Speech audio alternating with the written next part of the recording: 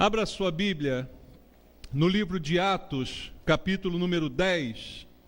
Atos dos Apóstolos, capítulo 10. Nós vamos ler o verso 34 e o verso 35.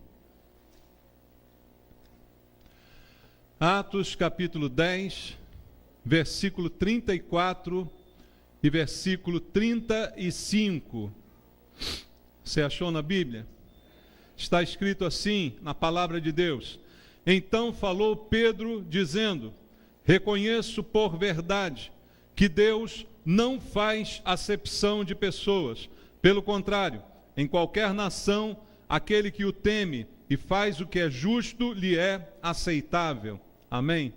Senhor, mais uma vez, estamos diante da Tua palavra nesse dia, com a grande expectativa de ouvirmos o Senhor falando ao nosso coração, não as palavras humanas, não as doutrinas humanas, as filosofias desse mundo, as ideologias, mas sim a Tua palavra, Pai, poderosa para quebrar qualquer sofisma, poderosa para trazer entendimento a cada um de nós, Senhor. E é esse entendimento que precisamos, mas não queremos apenas ser ouvintes da palavra, mas principalmente praticantes daquilo que nós ouvimos. Fala conosco essa noite, eu te peço mais uma vez. Coloco a minha vida em Tuas mãos, pedindo graça, misericórdia, Senhor, e unção do Teu Espírito, para que eu seja capaz de ministrar de acordo com a Tua vontade. Oramos por isso, em nome de Jesus. Amém. Podem sentar, irmãos. Amados, eu citei até esse texto na mensagem de hoje pela manhã, uma verdade que o apóstolo Pedro aprendeu na prática. Eu citei que ele foi enviado à casa de Cornélios para pregar a palavra. Cornélios, um romano, um não-judeu. Pedro e os demais irmãos criam que, a princípio, a igreja, a salvação, era apenas para os judeus. Apenas Jesus teria vindo para esse grupo de pessoas.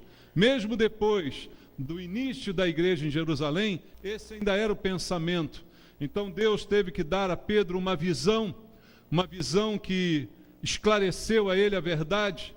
Ele viu numa visão um lençol que se abria, cheio de animais impuros para os judeus, que os judeus não poderiam comer, não poderiam tocar. E a palavra de Deus foi dita: mata e come. E ele dizendo: não, Senhor, eu sou judeu, não posso tocar nessas coisas. Mas Deus insistindo com ele e dizendo: não considere impuro aquilo que Deus purificou. Então entendeu Pedro que a sua missão era ir lá na casa de Cornélios. Deus já havia preparado esse momento para pregar para aquela família de gentios, de romanos, e a salvação também chegar a alguém que não era judeu, como era o plano de Deus desde o início, desde a criação. Mas eles precisaram entender isso através dessa visão que Deus deu a Pedro. E depois do que aconteceu na casa de Cornélio, com a conversão daquelas pessoas, com o batismo no Espírito Santo daquelas pessoas, ele viu que o Espírito Santo não era também só para os judeus. E isso trouxe, então, esclarecimento a Pedro. E aí ele diz essas palavras: reconheço por verdade que Deus não faz acepção de pessoas. Só depois de ter essa experiência é que ele reconheceu, porque para ele, antes disso acontecer, havia uma certa acepção. Havia o entendimento de que Deus era para alguns. Mas depois disso ele então disse: agora eu reconheço. Deus não faz acepção de pessoas. Qualquer nação pode ser alcançada por Deus, como ele diz no versículo seguinte. E essa, irmãos, é uma verdade da nossa fé cristã.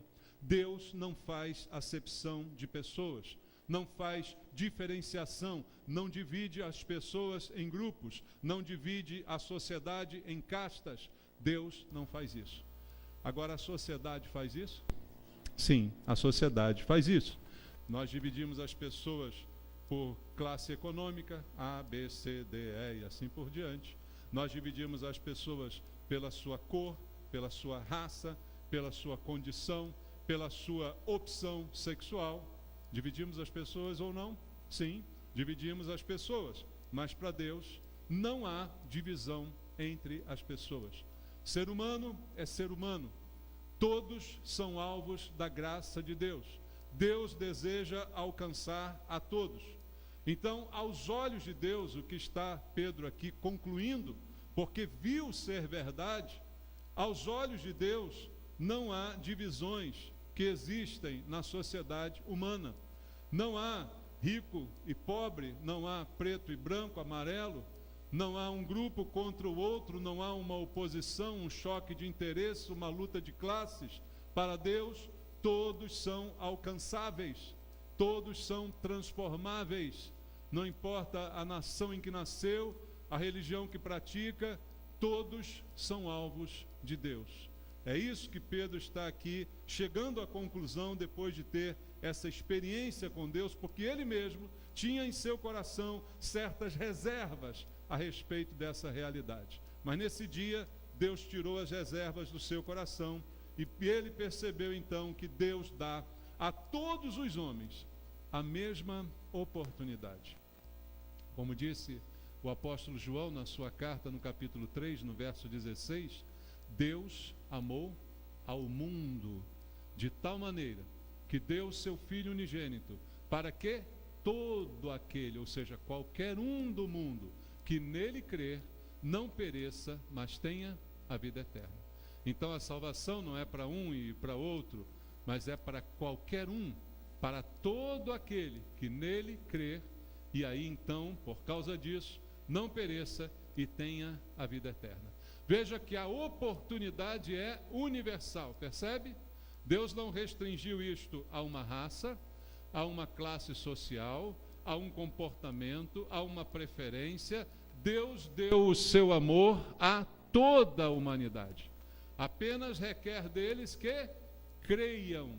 Todo aquele que acreditar, der crédito à pregação, este será salvo. Então veja como é, na visão de Deus, a nossa sociedade. O mundo que ele criou, como diz o Salmo 24, do Senhor é a terra, todos os que habitam nela, tudo pertence ao Senhor. Como Deus enxerga essas coisas? A chance é para todos, a oportunidade é para todos, mas ao mesmo tempo, está incluído também neste versículo, que a responsabilidade também é igual para todos. Todos têm direito, entre aspas, à salvação, mas todo direito traz responsabilidades. Ninguém se isenta de responsabilidades. Todos estão sujeitos à responsabilidade. Há o direito de ser salvo caso atenda a um requisito. Qual é? Crer.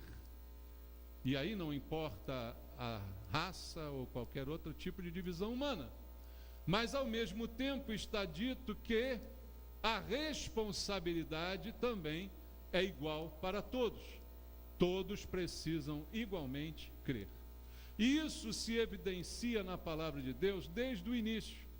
Desde Adão, queridos, que isso igualou a toda a humanidade. Primeira coisa que não precisamos, que não podemos, na verdade, esquecer. Viemos de um casal. Vocês creem nisso? Amém. Estou falando com crentes aqui, porque hoje tem crente que já não acredita mais em Adão e Eva. Você sabia disso? Tem crente hoje que não acredita mais em Adão e Eva. Acha que o homem evoluiu de um gireno, né, de um sapinho. Você tem alguns que tem uma cara de sapo mesmo, né? Mas eu não acredito nisso, não.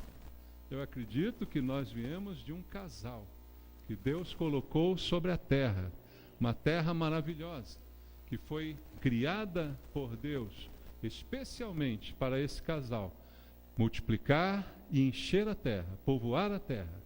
Então, amado, só por esse pensamento, qualquer ser humano que exista aqui veio desse casal.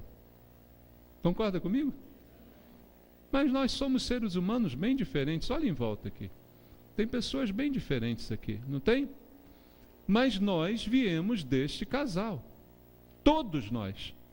Só isso já joga por terra qualquer tipo de divisão de raça. Qual é a sua raça? Raça humana. Tá bom assim? Eu não sou caucasiano. Eu não sou asiático, eu não sou negro, eu sou da raça humana. Todos nós somos humanos, dá para entender? Mas é esse realmente também o nosso problema.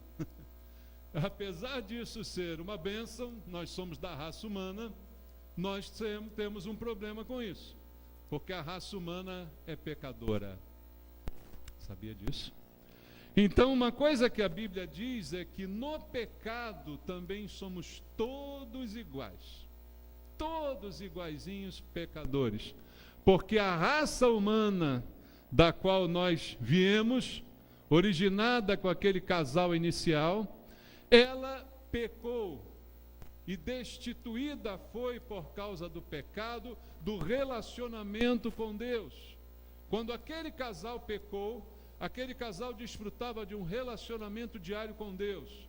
Depois do pecado, esse relacionamento foi interrompido. Já não havia mais a conversa no fim do dia que a Bíblia relata. O nosso pecado faz separação entre nós e o nosso Deus. Para quem serve isso? Para a raça humana. Então, todos também somos iguais num aspecto que muitos desconsideram. Somos iguais no pecado. Somos iguais na natureza humana falida, pecaminosa, afastada de Deus. E alguns versículos confirmam isso na palavra de Deus. Em Romanos 3:23, que todos conhecem de cor, está escrito o que, irmãos? Todos pecaram e carecem da glória de Deus. Quantos pecaram? Todos. Você é um dos todos? Você é da raça humana? Então você é um dos todos. Não importa se é branco, amarelo, verde, azul, você é raça humana. Você está incluído nesse pecado. Todos pecaram. Eclesiastes capítulo 7, versículo 10. Vamos ler aqui. Eclesiastes capítulo 7, versículo 20. Eclesiastes 7, verso 20. Está escrito assim: não há homem justo sobre a terra que faça o bem e que não peque. Você tem gente que faz o bem, mas não tem ninguém que não peque.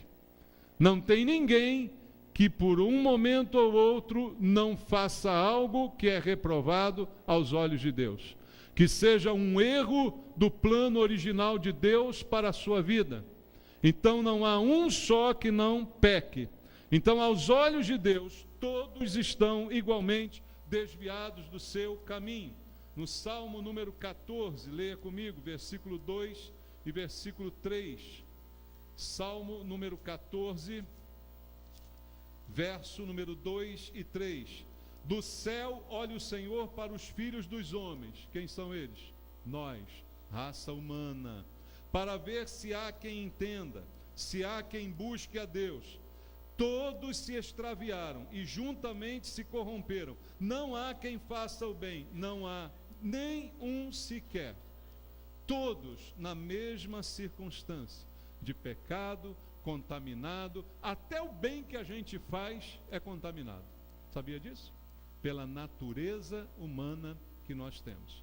Até as coisas que fazemos de bom estão contaminadas de alguma maneira. E é uma realidade bíblica. E também mostro a você Provérbios capítulo número 20, no versículo número 6. Vamos ler aqui Provérbios capítulo 20, verso 6.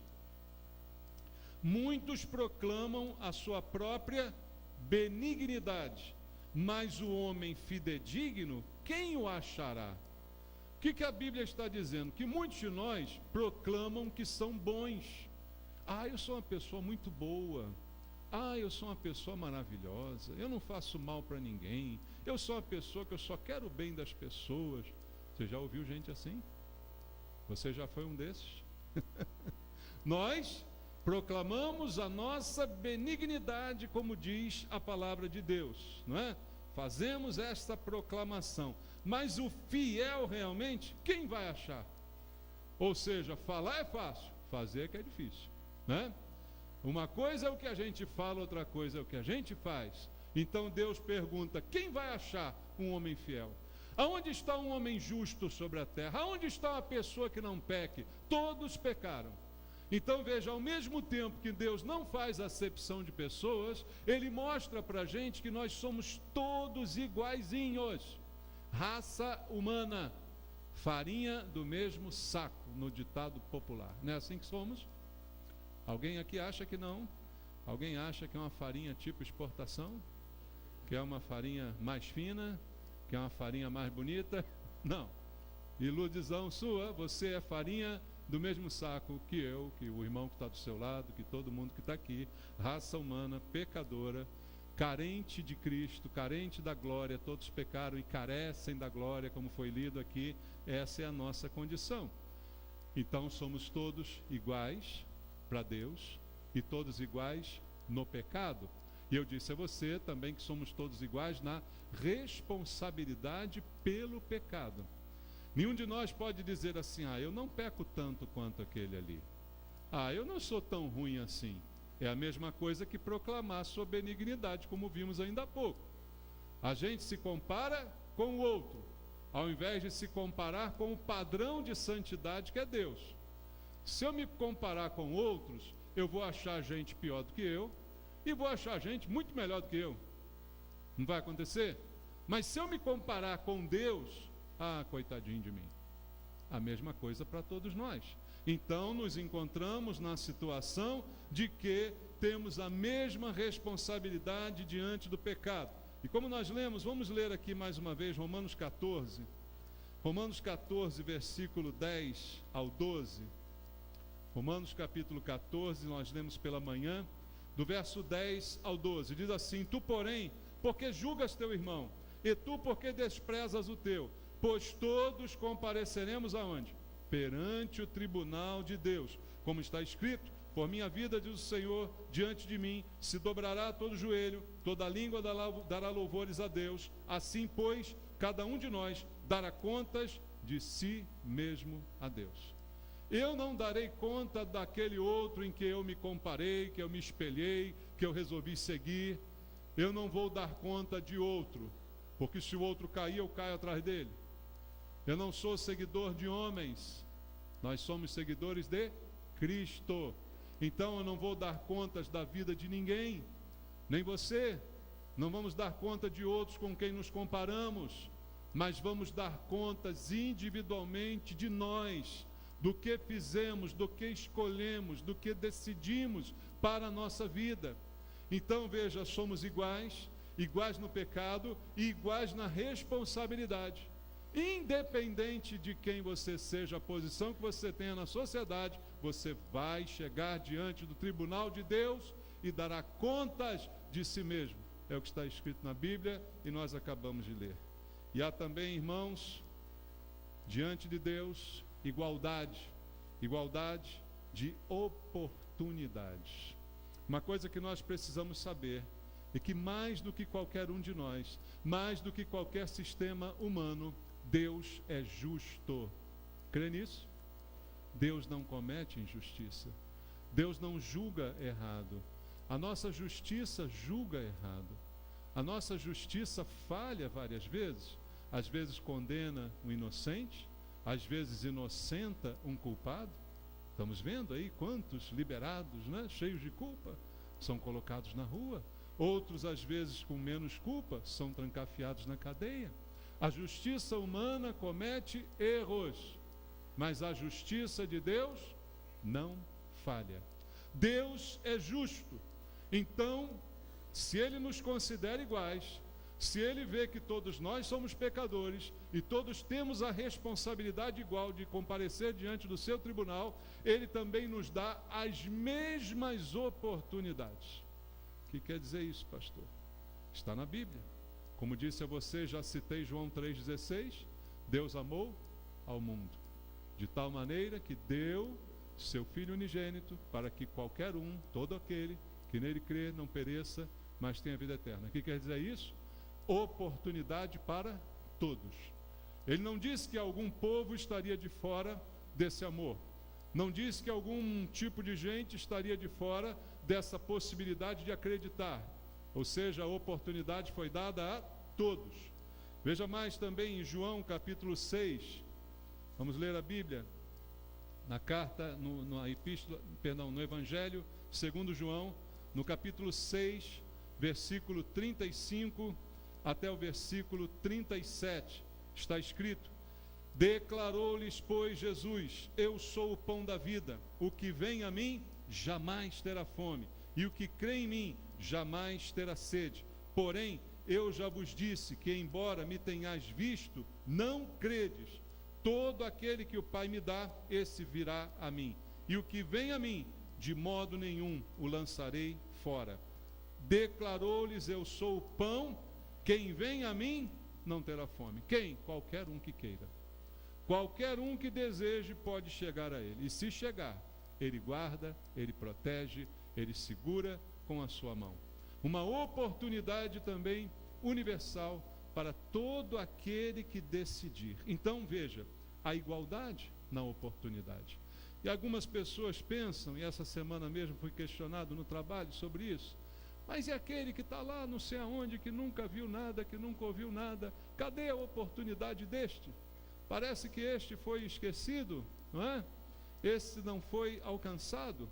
Duas situações precisamos entender aqui. Veja, se alguém pudesse ser salvo sem ouvir do Evangelho, nós poderíamos simplesmente não ir pregar para esses lugares aonde Cristo não foi pregado. Concorda comigo? É melhor não conhecer o Evangelho do que conhecer e recusá-lo. Então, se fosse verdade que alguém pode ser salvo sem nunca ter ouvido falar de Jesus, não precisaríamos falar de Jesus para quem não foi ainda alcançado. Era melhor até a gente não descobrir gente que não foi alcançado, porque de alguma forma estariam salvos automaticamente. Isso não é verdade. Mas então, pastor, quer dizer que Deus condena todos aqueles que estão lá, não sei aonde, que nunca ouviram falar de nada? Não é isso que a Bíblia diz. A Bíblia fala na carta de Paulo aos Romanos, no capítulo 1, que estes, sem entendimento, sem o conhecimento, serão julgados de acordo com o seu coração. Mas aí há um problema, porque a Bíblia também diz que o coração do homem é enganoso. Então, por isso se deve pregar o Evangelho, porque serão poucos os que serão salvos apenas pelo coração, porque são raça humana, porque estão debaixo do pecado. Então, não importa se estão lá ou cá, são herança desse mesmo casal. De alguma maneira foram parar num lugar isolado, mas são herança desse casal. Precisam ouvir da salvação, para que o seu coração seja transformado pela palavra. Agora, é possível ser salvo sem ouvir? De certa forma, seria pelo julgamento do coração que Deus promete a esses que nunca ouviram. Mas muito mais difícil. É muito mais fácil ser salvo quando eu escuto a respeito da salvação. Então veja a grande facilidade que nós temos aqui hoje, de todos poderem ouvir a respeito da salvação. Mas a responsabilidade daqueles que escutam e negam, e se recusam a crer, e se recusam a se render, é muito maior do que aquele que nunca ouviu. Entende isso, irmão? Então veja o dilema que fica para nós. Todos têm de Deus a mesma oportunidade. O chamado é universal. O convite é para todos. Jesus certa vez disse em Mateus capítulo 11, a partir do versículo 28, também um convite aqui universal que nós conhecemos bem. Ele diz a partir do verso número 28 de Mateus capítulo 11: vinde a mim todos os que estáis cansados e sobrecarregados. Esse todos inclui quem?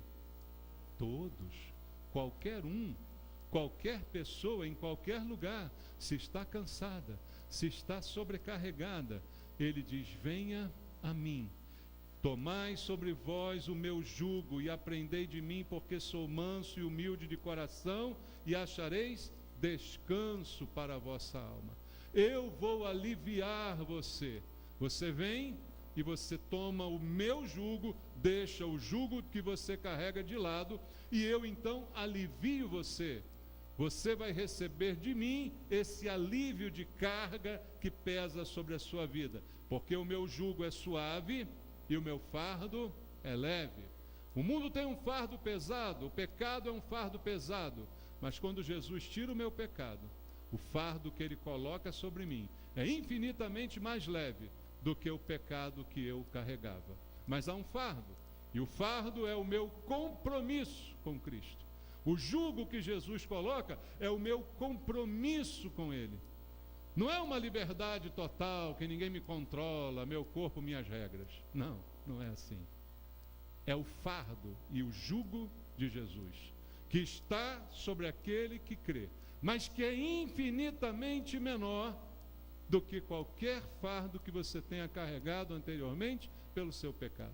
Então veja, para todos a justiça de Deus prevalece. Todos pecaram, todos são iguais no pecado, na responsabilidade, mas todos recebem também a mesma oportunidade, porque o convite não faz acepção de pessoas. Quando Jesus mandou Pedro pregar na casa de Cornélio através daquela visão, é porque ele queria alcançar a casa daquele gentio, aquele romano, cheio de religiões contrárias, cheio de deuses, mas Jesus queria salvar aquela família. E eles precisavam ouvir a pregação do Evangelho, e Pedro foi enviado ali para pregar, e depois de pregar, todos se renderam a Cristo, todos foram batizados no Espírito Santo. Então isso mostrou que a salvação é para todos. E o chamado também é universal, para que o homem seja justificado e reconciliado com Deus. A salvação, irmãos, é sinônimo de reconciliação. Porque se no pecado estou separado de Deus, é como se eu estivesse em litígio. Fiquei de mal com Deus, estou de mal com Deus, não falo com Ele, Ele também não fala comigo, estamos de mal. Por quê? Por causa do meu pecado. Porque eu decidi viver uma vida de pecado. Decidi ignorar a oportunidade que Ele está me dando de voltar, de entregar meu fardo, de pegar o dele. Ignorei o convite universal, carrego o meu fardo, estou em inimizade contra Deus. Então, o que a Bíblia diz é que quando somos salvos, primeiro, já vimos aqui, não temos justiça própria. Ninguém é justo, ninguém de nós é justo. Por mais que a gente diga que vale alguma coisa, aos olhos de Deus não temos justiça alguma. Então, o que acontece quando nos rendemos a Cristo? Em Romanos, no capítulo 5, está escrita esta verdade a respeito da nossa salvação. Romanos, capítulo número 5, diz assim: justificados, pois, mediante a fé, temos paz com Deus. Por meio de quem? De nosso Senhor Jesus Cristo. Por intermédio de quem? Obtivemos igualmente acesso pela fé a essa graça na qual estamos firmes e gloriamo-nos da esperança da glória de Deus. Primeira coisa, eu fui justificado pela minha fé. Eu não sou justo, eu fui tornado justo. Porque eu criei, como Deus amou o mundo de tal maneira para que todo aquele que nele crê, e eu criei, eu recebi justiça. Eu era injusto, eu era longe, pecador, perdido, distante, mas agora eu fui justificado. Porque eu acreditei, Deus me imputou justiça. Fomos justificados por Deus, é o que diz a Bíblia. E agora não estou mais separado, porque eu fui reconciliado. Ao me tornar justo, Jesus me deu a oportunidade de voltar à minha amizade antiga com Deus. Voltar ao estado antigo de Adão, que tinha comunhão com o Senhor, que desfrutava da presença diária de Deus. Jesus nos deu a oportunidade de voltar a ter essa bênção de novo. Na segunda carta aos Coríntios, veja o que diz aqui o capítulo 5, versículo 18 e versículo 19. Ora, tudo provém de Deus, que nos reconciliou consigo mesmo por meio de quem? De Cristo. E nos deu o ministério da reconciliação, a saber, que Deus estava em Cristo, reconciliando consigo o quê? O mundo, não imputando aos homens as suas transgressões, nos confiou a palavra da reconciliação. Quando Deus reconcilia o homem consigo mesmo, Ele não imputa mais a culpa que eu tinha sobre mim, porque ao crer em Jesus, eu fui perdoado da minha culpa. A culpa era real, era verdadeira, era justa, mas ao crer eu fui perdoado e aos olhos de Deus fui tornado justo. Antes Deus olhar para mim e via você injusto, mas agora porque eu acreditei em Jesus, eu ganhei a capa da justiça de Deus. E agora sou visto por Deus como justo. Se isso de fato aconteceu, reconciliação, justificação, aí se cumpre o versículo 17 desse mesmo texto, segundo aos Coríntios capítulo 5. Olha, e assim, se alguém está em Cristo, o que acontece com ela? É nova criatura, as coisas antigas já passaram, eis que se fizeram novas. Quem está em Cristo é nova criatura. Por que que é? Porque foi justificado, com a justificação veio a reconciliação, a aproximação, reatou a amizade, reatou a comunhão, a conversa, é disponível agora para Deus. Isso então produz a nova vida. Isso então produz, como diz o texto, ser nova criatura. E Jesus, irmãos, Jesus é o centro disso tudo. Ele é o responsável por isso tudo. Não há salvação sem Jesus. Em Colossenses, no capítulo 1, do versículo 15 até o versículo número 22, a Bíblia centraliza em Jesus todo esse papel. Diz assim: este, falando de Jesus, é a imagem do Deus invisível, o primogênito de toda a criação. Pois nele foram criadas todas as coisas, nos céus e sobre a terra, as visíveis e as invisíveis, sejam tronos, sejam soberanias, quer principados, quer potestades, tudo foi criado por meio dele e para ele. Ele é antes de todas as coisas, nele tudo subsiste, ele é o cabeça do corpo, da igreja, ele é o princípio, o primogênito de entre os mortos, para em todas as coisas ter a primazia, porque aprove a Deus que nele residisse toda a plenitude, o que, havendo feito a paz pelo sangue da sua cruz, por meio dele, reconciliasse consigo mesmo todas as coisas, quer sobre a terra, quer nos céus. E a vós outros também, que outrora éreis estranhos e inimigos no entendimento pelas vossas obras malignas, porém agora, o que ele fez conosco? Nos reconciliou no corpo da sua carne, mediante a sua morte, para apresentar-vos perante ele santos, inculpáveis e irrepreensíveis. Olha o que Jesus fez por nós. Olha o que ele fez por nós. Tirou o status de inimigo que a gente tinha, anulou as obras malignas que a gente fazia, nos reconciliou mediante o sangue derramado para nos apresentar a Deus de novo. Agora sem culpa, sem mancha, sem o pecado, sem a vergonha de Adão, né? Agora podemos de novo ter relacionamento com Deus, conversarmos com Deus, termos parte com Deus. É isso que nos foi oferecido. Então em Jesus a gente tem paz, a gente tem justiça e a gente tem perdão. E quem pode ter isso? Qualquer pessoa. Deus não faz acepção de pessoas. Os homens é que fazem acepção de Deus. Dá para você entender isso? Deus quer todos, mas nem todos os homens querem Deus. Os homens muitas vezes constroem os seus próprios deuses. Deuses segundo o seu coração. Deuses que são manipulados pelo seu entendimento. E não o Deus que é o único Deus, que é aquele que nós servimos. Deus não faz acepção de pessoas, mas as pessoas, repito, fazem acepção de Deus.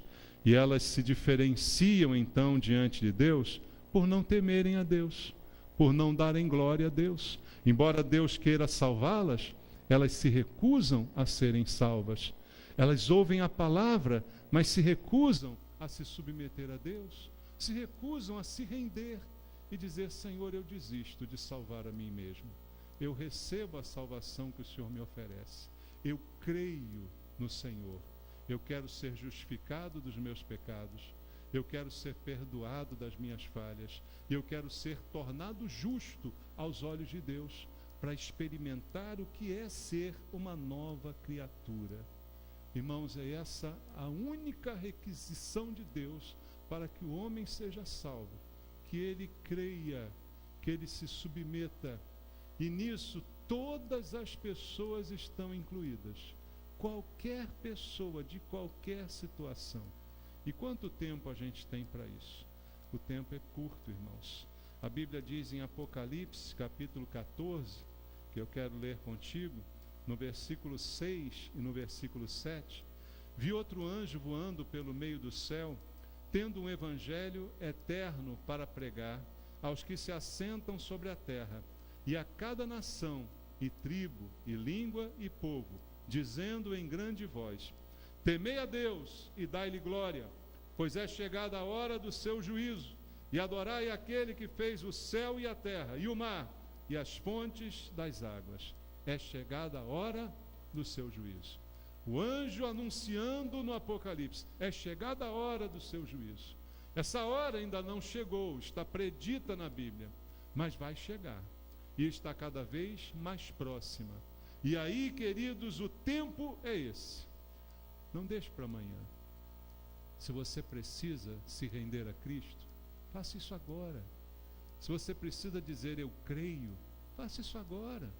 Se você precisa se submeter, reconhecer que você é pecador, não importa a raça, origem ou cor, faça isso agora. Deus é fiel para salvar. E a Bíblia traz um alerta que nós não podemos esquecer. Essa salvação, essa confissão, ela precisa ser pública. Veja, em Romanos capítulo 10, no verso 9 até o verso 11, está escrito assim: se com a tua boca, a tua, não com a dos outros, confessares Jesus como Senhor, e em teu coração creres que Deus o ressuscitou dentre os mortos, serás salvo, porque com o coração se crê para a justiça, e com a boca se confessa a respeito da salvação. Então eu creio no meu coração. Você pode dizer: pastor, acredito em tudo que você falou, eu creio em Jesus, mas eu nunca confessei Jesus na frente dos outros. Eu nunca declarei com a minha boca: eu creio em Jesus. Você precisa fazer isso. A Bíblia está dizendo que com o coração se crê, mas com a boca se confessa. No reino de Deus não tem agente secreto, né? A gente tem que ser público na nossa fé e na nossa crença. E para terminar, eu quero ler com você Mateus capítulo 10, em que o próprio Senhor Jesus nos adverte sobre isso, no versículo 32 e 33. Ele diz assim: portanto, todo aquele que me confessar, aonde? Diante dos homens, também eu o confessarei diante de meu Pai que está nos céus. Mas aquele que me negar diante dos homens, também eu o negarei diante de meu Pai que está nos céus. Palavras de Jesus, palavras de alerta, de advertência. Aquilo que creio no meu coração tem que ser confessado com a minha boca. E diante dos homens, tenho que assumir um compromisso. O batismo que vamos assistir daqui a pouco é um compromisso público dessa fé professada no coração. Então eu quero orar junto com você agora. Senhor Jesus, tua palavra foi ministrada, tua palavra trouxe esclarecimento a respeito de quem somos, da oportunidade que temos e do quanto o Senhor nos ama. Mas agora há uma decisão que todos precisam tomar uma vez na vida: confessá-lo publicamente, crer com o coração e confessar com a boca. Há alguém aqui essa noite que quer fazer isso? Confessar com a sua boca: eu creio em Jesus? Tem alguém querendo fazer isso? Só levantar sua mão para eu orar junto com você. Tem alguém? Eu quero confessar Jesus, quero confessá-lo diante de todos, não tenho vergonha de Jesus. Tem alguém querendo isso hoje, que ainda não fez? Não? Amém. Senhor, honra, Pai, a tua palavra. Ela não volta vazia para ti, meu Deus, mas eu creio que ela traz conhecimento, ela traz transformação. E eu te peço, nós que já te confessamos também, transforma a nossa visão a respeito dessas coisas. Nos ensina que Deus não faz acepção de pessoas, que todos nós somos iguais, que nós não podemos nos dividir entre grupos, Senhor. Ensina a tua igreja, Pai, que todos fazemos parte de uma só raça, a raça humana, e que assim aconteça, Pai, para a Tua glória, em nome de Jesus. Amém. Graças a Deus. Vamos louvar o Senhor, irmãos. Nós vamos ali para o tanque de batismo agora.